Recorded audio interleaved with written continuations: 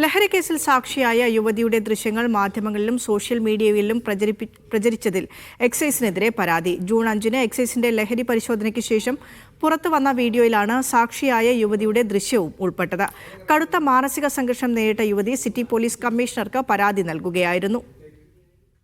ലഹരിക്കെതിരെയുള്ള എക്സൈസിന്റെ operation തണ്ടറിന്റെ ഭാഗമായി നടന്ന പരിശോധനയിൽ ജൂൺ 5-ന് എടപ്പള്ളിയിലെ സ്റ്റുഡിയോ അപ്പാർട്ട്മെന്റിൽ നിന്നും ഒരു യുവതി ഉൾപ്പെടെ 3 പേർ രാസലഹരിയുമായി പിടിയിലായിരുന്നു. ഇവരിൽ നിന്നും വിപണിയിൽ ലക്ഷങ്ങൾ വിലമതിക്കുന്ന 110 ഗ്രാം MDMA പിടികൂടി. മാധ്യമങ്ങൾക്ക് നൽകാനായി എക്സൈസ് സംഘം പകർത്തിയ ലഹരി വേട്ടയുടെ മൊബൈൽ ദൃശ്യങ്ങളിലാണ് സാക്ഷിയായ ഹോട്ടൽ മാനേജറായ യുവതിയും ഉൾപ്പെട്ടത്.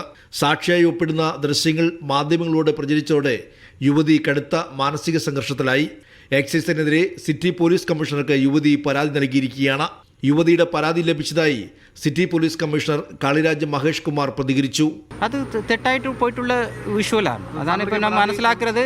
അവർ നമുക്ക് പറഞ്ഞു, പിന്നെ നമുക്ക് മീഡിയ സുഹൃത്തുക്കളോട് പറഞ്ഞു, അത് വേറെ ഓൺലൈനിൽ എവിടെയും ഉണ്ടെങ്കിൽ മാറ്റാൻ പറഞ്ഞു. സോ അത് അവർക്ക് ചെയ്യാൻ പറ്റിയിട്ടുള്ള കാര്യമാണ്. ബാക്കി അത് എങ്ങനെ നടന്നിട്ടുണ്ട്, അത് ഫ്യൂച്ചറിൽ എങ്ങനെ അവോയ്ഡ് ചെയ്യാൻ നോക്കാം. എക്സൈസിന്റെ ഭാഗത്തു നിന്നും മനഃപൂർവ്വം വീഴ്ച ഉണ്ടായിട്ടില്ലെന്ന് കമ്മീഷണർ വ്യക്തമാക്കുമ്പോഴും യുവതിയുടെ കുടുംബം നിയമപരമായി തന്നെ മുന്നോട്ട് പോകാനാണ് തീരുമാനം. മയക്കുമരുന്ന് കേസിൽ പ്രതിയെന്ന രീതിയിൽ ദൃശ്യങ്ങൾ പ്രചരിച്ചതോടെ കടുത്ത മാനസിക സംഘർഷത്തിലാണ് യുവതി.